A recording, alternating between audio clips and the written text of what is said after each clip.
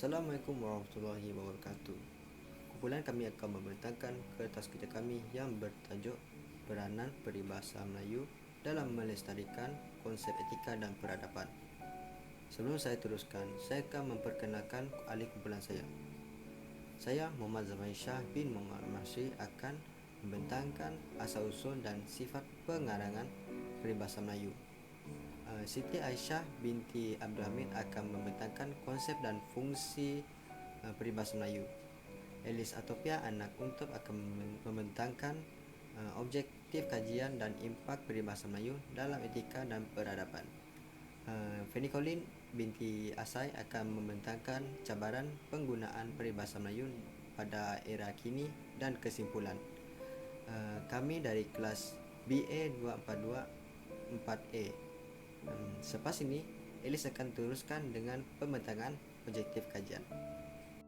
Salam sejahtera, saya Elis Atofia dari BA 2424A akan membentangkan objektif kajian kami. Objektif yang pertama mengenali asal-usul kedudukan peribahasa Melayu dalam kalangan masyarakat dahulu.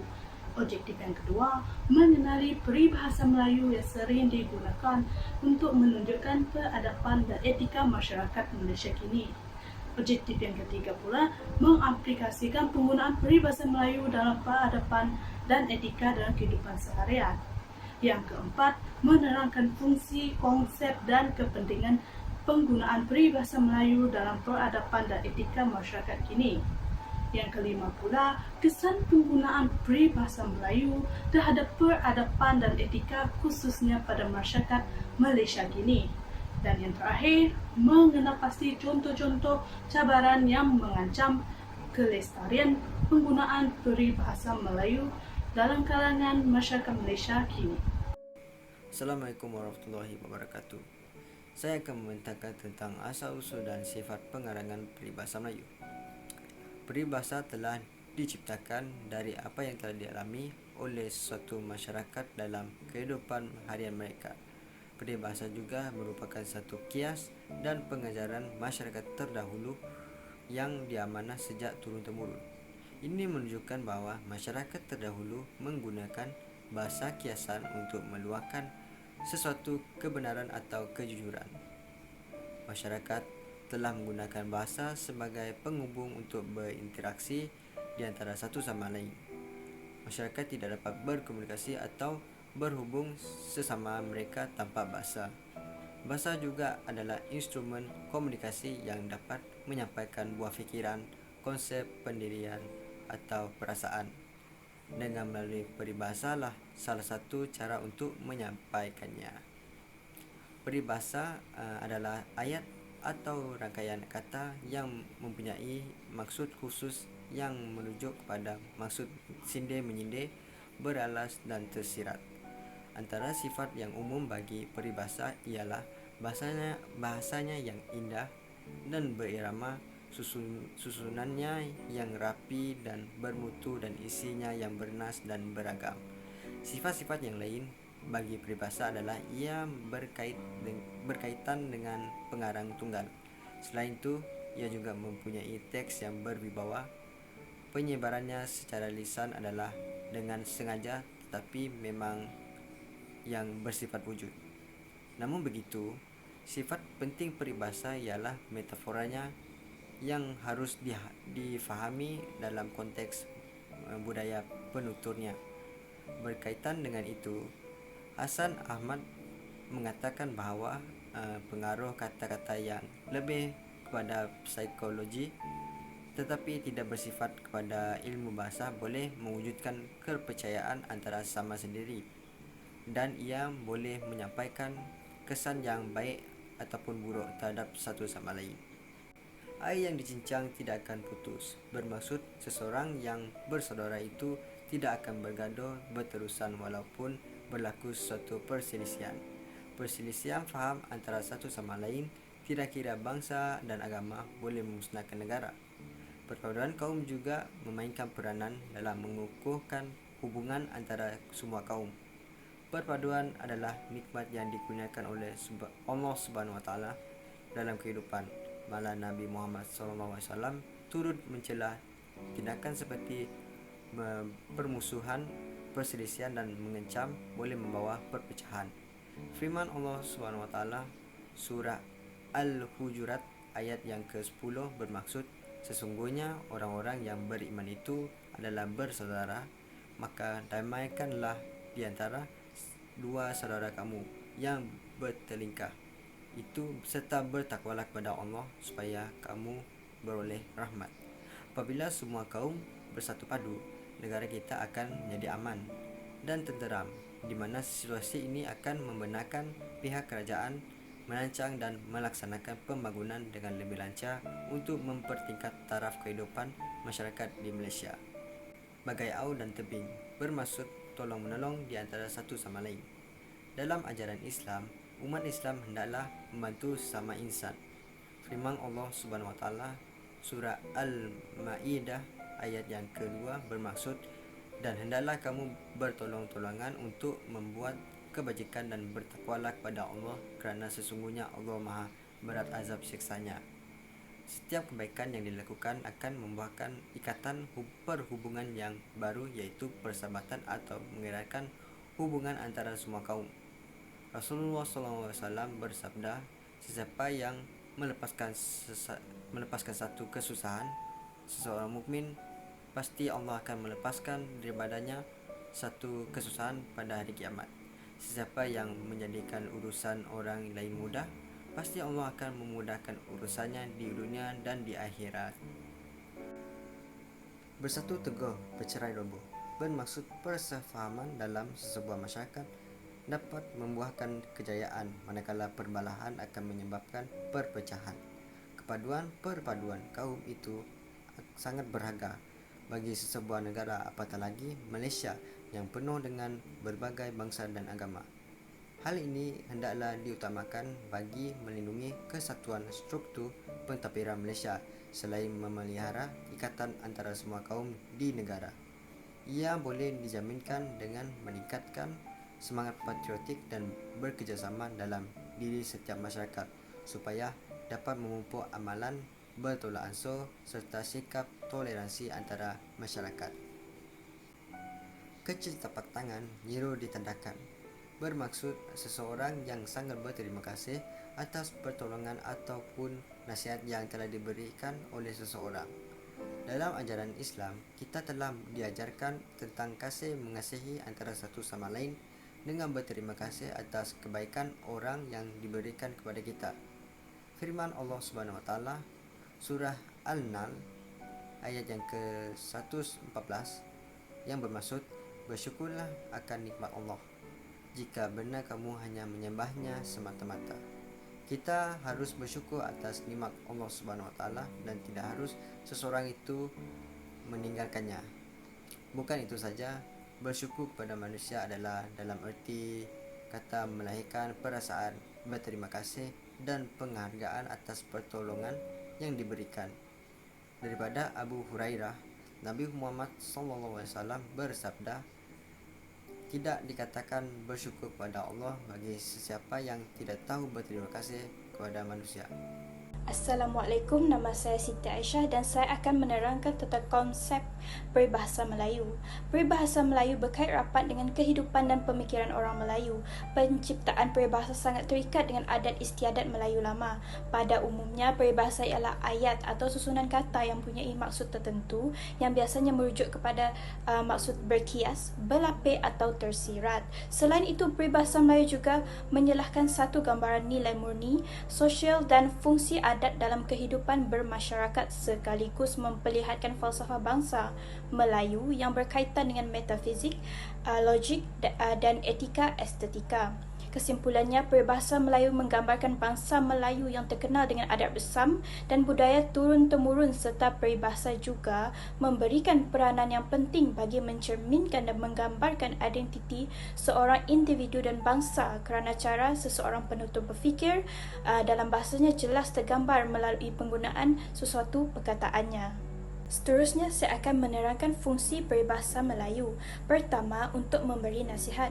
Penggunaan peribahasa Melayu dalam memberi nasihat bertujuan untuk menyedarkan seseorang individu dengan membandingkan perbuatannya dengan sesuatu benda yang wujud. Contohnya, anda ingin mencadangkan agar rakan anda mendidik anaknya sejak usia yang muda agar dia dapat membentuk kepribadiannya dengan lebih mudah.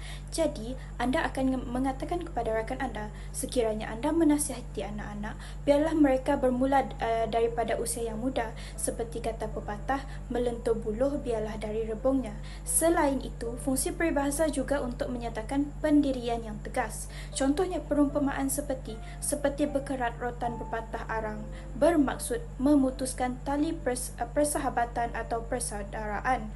Metafora yang dibayangkan dengan perumpamaan rotan dan berpatah arang cukup untuk menjadikan pendirian terlihat kuat dan bersungguh-sungguh. Di samping itu, mewujudkan kemesraan dalam pergaulan merupakan fungsi peribahasa Melayu. Kemesraan dalam interaksi pergaulan menunjukkan individu yang terlibat dalam pergaulan tersebut merasa gembira dan selesa semasa bergaul. Dalam pergaulan, kemesraan boleh timbul apabila ada pujian yang ikhlas dan jujur di antara individu yang terlibat. Contohnya, anda ingin memuji kelunakan suara sahabat anda, jadi anda boleh mengatakan kepadanya, "Laila, suara kamu merdu bagai buluh perindu." Perumpamaan ini bermaksud pujian yang berkias. Akhir sekali, peribahasa Melayu berfungsi sebagai cara untuk menegur, tetapi dengan perilaku yang sopan. Ironinya, maksud sopan dalam erti kata lain adalah menegur seseorang dengan bahasa yang bertapis dan tidak keterlaluan kerana dalam masa yang sama, anda ingin menjaga hati orang lain. Contoh perumpamaan yang digunakan untuk menegur seseorang adalah seperti situasi lelaki bernama Abu ingin mendirikan rumah tangga, akan tetapi dia tidak berusaha. Lalu ibunya pun berkata, "Pergilah engkau mencari pekerjaan, jangan seperti Mak Jenin." Sindiran seperti ini boleh menyedarkan seseorang supaya bertindak untuk mendapatkan keinginannya. Sekian daripada saya. Antara impak peribahasa terhadap etika dan peradaban adalah dari segi sosio-budaya, sosio-politik dan sosio-ekonomi. Sosio-budaya merujuk kepada hubungan masyarakat dengan budaya seperti cara hidup, adat istiadat dan lain-lain.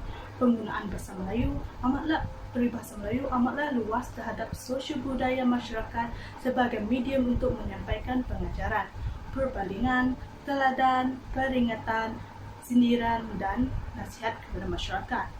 Impak yang pertama ialah ia dapat menyatukan bangsa dan kaum yang berbeza di Malaysia dengan memupuk semangat perpaduan dan nilai saling tolong-menolong sesama masyarakat. Contoh peribahasa yang sering digunakan ialah berat sama dipikul, ringan sama dijinjing, yang bermaksud bermufakat dalam melakukan sesuatu kerja yang mudah atau susah. Impak yang kedua pula memberi kesan kepada pemikiran masyarakat. Bak kata pepatah, berhambakan tangan, bersaksikan mata, berhakimkan hati, yang bermaksud fikir dengan baik-baik sebelum membuat sebarang keputusan. Kerana sebagai seorang yang mempunyai adat dan etika, beliau mestilah berhati-hati dalam membuat keputusan yang betul agar tidak membawa kemudaratan kepada diri sendiri maupun orang di sekeliling. Seterusnya adalah sosioekonomi. Sama seperti sosio-budaya, sosioekonomi pula merupakan kajian tentang hubungan antara kehidupan sosial dan aktiviti ekonomi, di mana ia menyentuh cara seseorang berkelakuan dan membuat keputusan dalam pembelian dan cara seseorang memilih barangan dan menggunakan waktu. Impak dari penggunaan peribahasa telah menggalakkan masyarakat untuk memupuk sikap menabung dalam diri mereka sejak kecil, dan ia sekaligus membantu seseorang untuk mengurangkan sikap pembaziran. Contoh peribahasa yang sering kita dengar, sikit-sikit lama-lama jadi bukit, yang membawa maksud setiap usaha yang kita lakukan meskipun tampak kecil, lama-kelamaan akan membuahkan hasil juga. Seterusnya, peribahasa juga memberi nasihat dan peringatan kepada masyarakat untuk sentiasa berjimat dalam pembelanjaan dan sentiasa mencari cara untuk menambah pendapatan agar tidak mengalami kesulitan pada masa depan. Seperti peribahasa yang berbunyi, gunung yang tinggi pun akan runtuh jika setiap hari digali, yang membawa maksud harta yang banyak akan habis sekiranya digunakan dan tidak berusaha untuk menambahnya. Terakhir sekali ialah impak dari segi sosiopolitik. Sosiopolitik menyentuh faktor-faktor kemasyarakatan dan politik yang melibatkan pemimpin, perihal kepimpinan, keamanan dan kesejahteraan negara dan sebagainya. Sistem politik di Malaysia membenarkan unsur-unsur adat tidak bertentangan dengan ajaran Islam agar orang Melayu dapat menyesuaikan adat dan agama dalam keadaan harmoni meskipun terdapat beberapa aspek tertentu yang bertentangan tapi harus diamalkan. Contoh peribahasa yang ada ialah adat yang kawi, syarak yang lazim, yang bermaksud adat kebiasaannya merupakan undang-undang dalam pergaulan masyarakat, manakala hukum agama pula merupakan undang-undang negeri. Peribahasa ini memberi impak kepada cara pemikiran setiap individu, di mana dalam kehidupan harian, seseorang itu boleh mengamalkan adat masing-masing asalkan ianya tidak melanggar hukum agama, seperti contoh meminum arak dalam kalangan kaum bukan Islam sewaktu menyambut perayaan seperti Gawai adalah merupakan adat kaum Iban. Namun jika umat Islam yang berkunjung ke rumah suatu perayaan Gawai dan meminum arak adalah salah di sisi undang-undang kerana ia telah melanggar hukum agama Islam, di mana agama ini melarang umatnya untuk meneguk arak. Seterusnya, terdapat juga peribahasa yang berniat untuk memberi peringatan kepada para pemimpin sesebuah negara yang berbunyi, ingat-ingat yang di atas, yang di bawah akan menimpa, yang bermaksud orang yang berkuasa mesti menjalankan tugasnya dengan adil. Jikalau tidak, orang bawahan akan menentang. Ini telah memberi impak kepada pemikiran para pemimpin untuk sentiasa mengamalkan etika yang boleh dijadikan contoh yang baik kepada rakyat agar keamanan yang sedia ada dapat dikekalkan. Dan sekiranya pemimpin berlaku zalim, maka rakyat akan bangkit untuk menurunkan pemimpin zalim tersebut. Salam sejahtera, saya Fanny Colin binti Asai dari kelas BA 2424A. Saya akan meneruskan pembentangan ini, iaitu cabaran-cabaran penggunaan peribahasa Melayu pada era kini.